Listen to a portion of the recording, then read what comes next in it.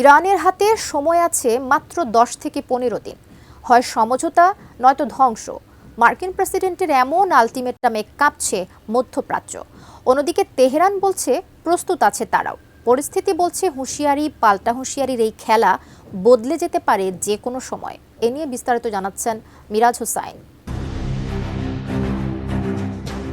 সংলাপের টেবিলে যখন সমাধানের পথ খোঁজার কথা, তখন মধ্যপ্রাচ্য জুড়ে যুদ্ধের শ্বাস রব। মার্কিন প্রেসিডেন্ট ডোনাল্ড ট্রাম্পের একটি ঘোষণা বিশ্বজুড়ে সৃষ্টি করেছে কম্পন। তেহরানকে মাত্র 10 থেকে 15 দিনের সময় বেঁধে দিয়ে ট্রাম্প জানিয়েছেন, হয় সমঝোতা নয়তো সরাসরি সামরিক অভিযান।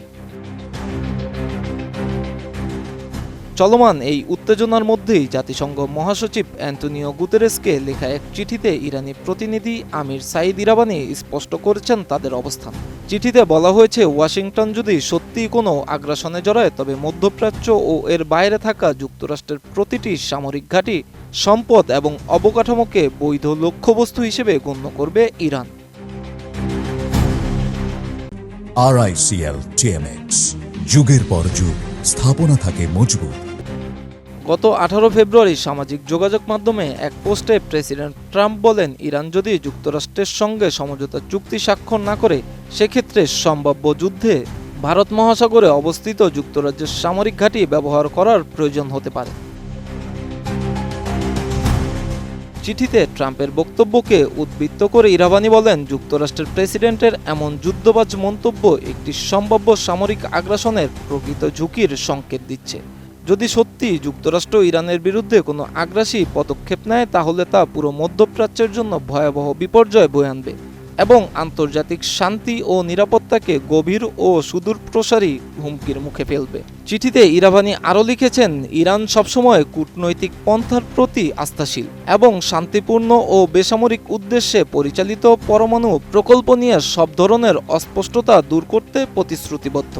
এ কারণে আমরা চাই জাতিসংঘের নিরাপত্তা পরিষদ সক্রিয় হোক এবং এই পরিষদে স্থায়ী সদস্য যুক্তরাষ্ট্র মধ্যপ্রাচ্য অঞ্চলে যেসব আইন বহির্ভূত হুমকি দিচ্ছে, জরুরি ভিত্তিতে সেসব বন্ধ হোক। যদি এমন ঘটনা না ঘটে এবং যুক্তরাষ্ট্র যদি সত্যি আগ্রাসী কোনো পদক্ষেপ নেয়, তাহলে দেশের অখণ্ডতা, জনগণ ও সার্বভৌমত্বকে রক্ষার স্বার্থে মধ্যপ্রাচ্য ও মধ্যপ্রাচ্যের বাইরে যুক্তরাষ্ট্রের সব সেনাঘাঁটি, সম্পদ এবং অবকাঠামোগত স্থাপনাকে বৈধ লক্ষ্যবস্তু হিসেবে বিবেচনা করবে ইরানের প্রতিরক্ষা বাহিনী।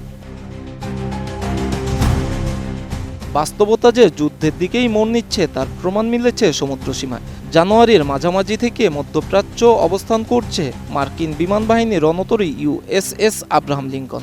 সম্প্রতি যুক্ত হয়েছে আরও একটি যুদ্ধজাহাজ।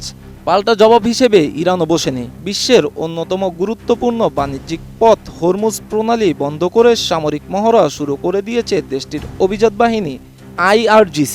অথচ ওমান ও জেনেভায় 2 দফার পরমাণু আলোচনা এখনও চলমান।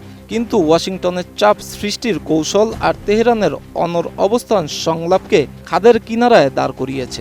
বিশ্লেষকরা বলছেন, আগামী 2 সপ্তাহ পুরো বিশ্বের জন্য এক চরম উৎকণ্ঠার সময়। ট্রাম্পের আলটিমেটাম শেষ হওয়ার পর মধ্যপ্রাচ্য কি ভয়াবহ বিপর্যয়ের মুখে পড়বে, নাকি শেষ মুহূর্তে কূটনীতি জয়ী হবে, সেদিকেই তাকিয়ে বিশ্ববাসী। Miraj Hossain, ATN news.